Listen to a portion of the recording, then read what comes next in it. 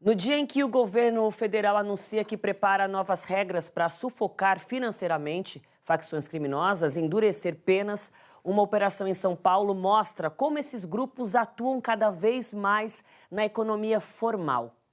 Dessa vez, franquias de uma loja de ursos de pelúcia apareceram nas investigações sobre o esquema de lavagem de dinheiro do PCC. A facção, vamos lembrar aqui, já se infiltrou também em postos de gasolina, motéis, na construção civil e até em fintechs da Faria Lima para dar aparência legal ao lucro do tráfico de drogas. Agora vamos ao que está sendo proposto pelo Ministério da Justiça para enfrentar esses grupos criminosos. Uma das mudanças principais é tipificar o crime de facção criminosa qualificada, que vai alcançar também as milícias. O tempo de prisão para condenados por esse crime vai ser de 8 a 15 anos. Homicídios cometidos por esses grupos armados também terão pena maior, 30 anos. O pacote prevê o confisco de bens antes mesmo do fim do julgamento e o cerco às empresas que fazem negócio com facções criminosas.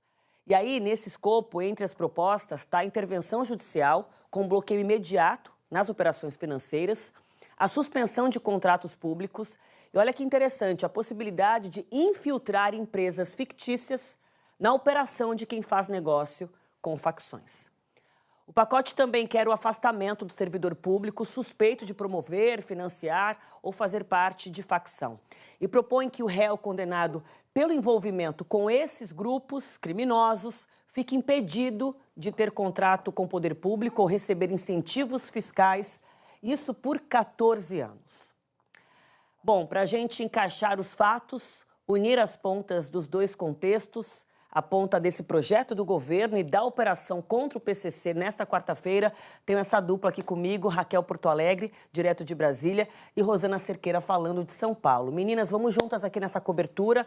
Eu vou começar, então, pelo início do jornal, tratando na minúcia agora com vocês o que está previsto nesse grande pacote de enfrentamento ao crime organizado para tentar se atualizar também a sofisticação que ganhou esse tipo de crime com essas facções criminosas agora transnacionais, Raquel. E vamos entender como é que a gente vai sair do esboço e chegar até uma eventual prática, quando de fato isso vai ter uma mudança legal. E aí é um caminho por muitas frentes. Vai ter mudança no Código Penal, vai ter mudança na Lei de Execuções Penais, enfim, muita coisa. E ainda, dentro do próprio governo, tem o Ministério da Justiça que mandou esse texto e agora o aval de outro ministério, da Casa Civil. Raquel, desenha para a gente esse caminho, de quanto tempo a gente está falando, o que podemos esperar?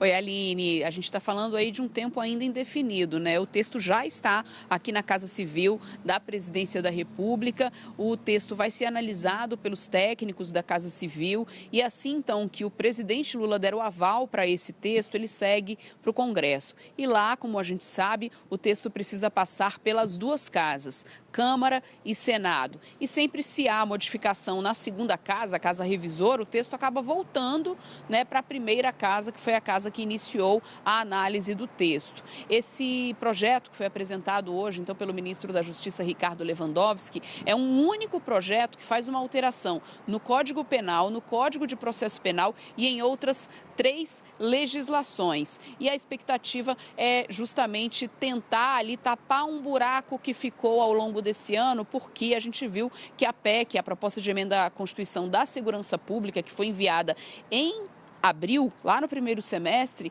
não andou. Ela até passou ali pela CCJ, mas depois teve uma série ali de questões políticas ali que permeavam ali a PEC da Segurança Pública e ela perdeu força e não foi votada até agora lá no Congresso Nacional. Então, é uma chance aí a mais para que o governo tente mexer nesse tema, que é um tema muito caro à sociedade. E aí o Ministério da Justiça, na esteira dessas operações que vem acontecendo, envolvendo o PCC, acabou, então, lançando esse pacote que ele chamou de antifacção e, pelo projeto, a pena atual de 3 a 8 anos para quem integra, promove ou financia uma organização criminosa vai ser elevada, vai passar de 5 a 10 anos de prisão.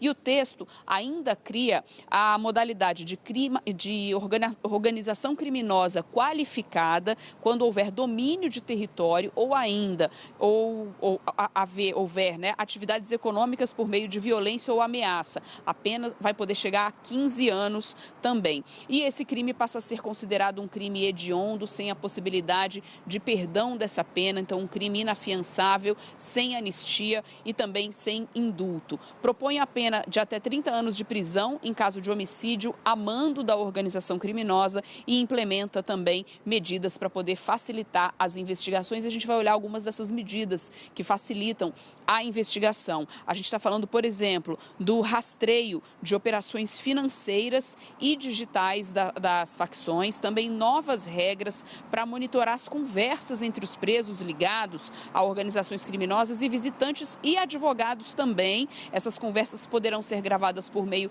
de autorização judicial, é claro, se houver indícios também de que o advogado está ali servindo para fins criminosos. E também acelera a apreensão de bens e valores dos investigados. Essa legislação, então, que foi criada, esse projeto criado agora pelo Ministério da Justiça, ele se deve justamente ao avanço da atuação das facções criminosas que têm usado empresas de fachada e têm usado também uma série de outros subterfúgios para poder conseguir se expandir. A gente vai acompanhar um trechinho do que disse hoje o ministro Ricardo Lewandowski no lançamento desse projeto de lei que agora, então, deve começar a caminhar a partir daqui da Casa Civil.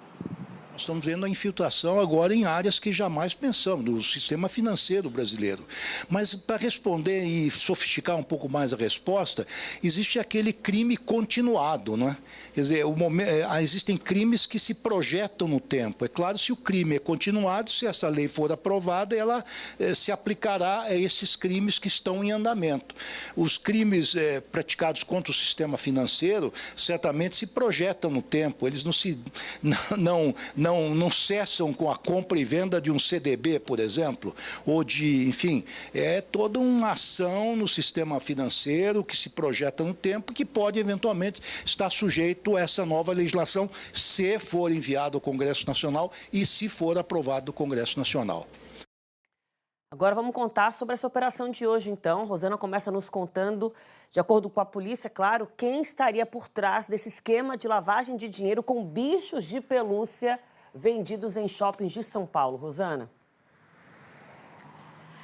Oi, Aline, boa noite a todos. Duas mulheres que têm uma forte ligação com um dos chefes do PCC aqui em São Paulo. Aliás, um chefe que foi assassinado em 2022 dentro de uma disputa da facção, mas elas mantiveram as lojas recebendo aí recursos, inclusive do PCC. Esse chefe seria Cláudio Marcos de Almeida, ele é conhecido como Django e ele era marido de uma delas e também cunhado da segunda. Ele teria participado, inclusive, o Django, de toda a arquitetura montada pelo PCC para a lavagem de dinheiro em vários setores da economia. Essas duas mulheres são Natália Stefani Vitória, Priscila Carolina Vitória Rodrigues. Elas tinham 4 lojas vendendo bichinhos de pelúcia aqui em São Paulo, região metropolitana, lojas que são franquias de marcas